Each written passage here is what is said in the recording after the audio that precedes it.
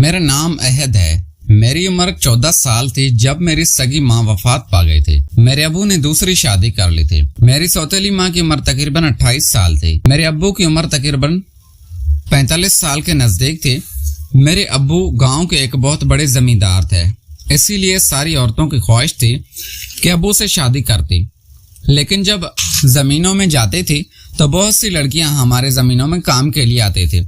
وہاں پر ابو نے ایک لڑکی کو پسند کر لیا تھا۔ وہ لڑکی بھی ابو سے کافی محبتیں جتاتی تھی اور ابو سے مل لیا کرتی تھی، اسی لیے ابو کو اس سے پیار ہو گیا تھا اور وہ میری سوتیلی ماں کو دلہن بنا کر گھر لے آئے تھے۔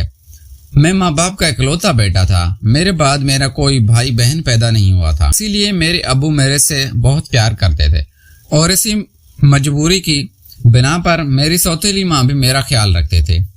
میرے ابو زمینوں پر کام کے لیے نکل جاتے تو صبح 8 بجے سکول چلا جاتا۔ میں 9 کلاس میں پڑھ رہا تھا اور دن 2 بجے واپس آتا تھا۔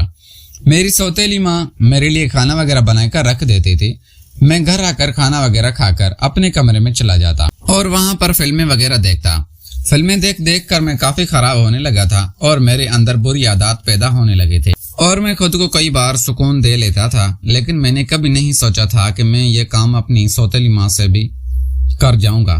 ایک دن کھیت میں پانی لگا رہا تھا اور ہمارا اپنا ٹیوب ویل تھا، اسی لیے ابو نے فون کیا تھا کہ میں آج کی رات گھر نہیں آؤں گا، اس لیے تم دروازے وغیرہ لگا کر سو جانا۔ میری سوتیلی ماں نے بھی دروازے وغیرہ لگائے اور میرے ہی کمرے میں آ گئے تھے، کیونکہ میری سوتیلی ماں کو کافی ڈر لگتا تھا اور وہ کافی خوبصورت بھی تھی، اسی لیے میرے ابو نے اس کو یہ تاکید کی تھی کہ وہ میرے ہی کمرے میں سوئے۔ اسی لیے میری سوتیلی ماں رات کے 9 بجے میرے کمرے میں آ گئی تھی۔ مجھے اپنے کمرے میں اس کی موجودگی اچھی نہیں لگ رہی تھی، کیونکہ میں تو رات کو فلمیں وغیرہ دیکھتا تھا اور اپنی تسکین پوری کرتا تھا اور آج کی رات میرے لیے کام ہونا ناممکن تھا۔ اسی لیے مجھے اپنی سوتیلی ماں پر غصہ آ رہا تھا۔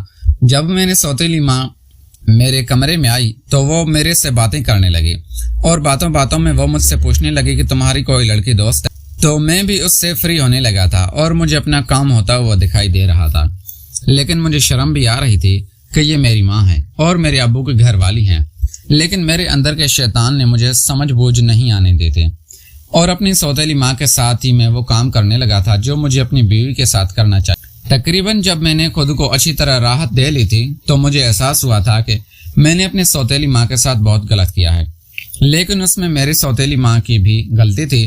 اس نے بھی مجھے منع نہیں کیا تھا اور مجھے راضی کر لیا تھا، لیکن اب مجھے ابو سے کافی ڈر لگنے لگا تھا، اسی لیے میں سوتیلی ماں کی ہر بات مانتا اور اس کے آگے پیچھے پھرتا تھا، لیکن میری سوتیلی ماں نے میرا راز رکھ لیا تھا اور ابو کو نہیں بتایا تھا۔ اب جب بھی ابو گھر سے باہر ہوتے تو میری سوتیلی ماں میرا مطلب پورا کر دیتے تھے۔ مجھے بھی اس کے ساتھ بہت راحت ملتی تھی اور میں اس کا عادی ہو چکا تھا۔ ہمارا یہ کھیل تقریباً 5 سال جاری رہا تھا۔ اس کے بعد میری سوتیلی ماں نے ابو سے میری شادی کی فرمائش کر دی تھی۔ تب میں نے اپنی پڑھائی بھی مکمل کر لی تھی، اسی لیے ابو نے کوئی اچھی سی لڑکی ڈھونڈ کر میری شادی کر دی تھی اور میں اپنی سوتیلی ماں سے گندا کام کرنے سے باز آ گیا تھا۔ اب میں اس کی بہت عزت کرتا تھا اور اپنے گناہوں کا کفارہ کرتا تھا اور اللہ سے توبہ طائف کیا تھا کہ ایسا کام مجھے ہرگز نہیں کرنا چاہیے۔ وہ تھی تو سوتیلی، لیکن تھی تو میری ماں، اسی لیے مجھے بہت شرمندگی ہوتی تھی۔ ناظرین، اگر آپ کو یہ ہماری کہانی پسند آئی ہے تو اس ویڈیو کو لائک کر کے چینل کو لازمی سبسکرائب کریں۔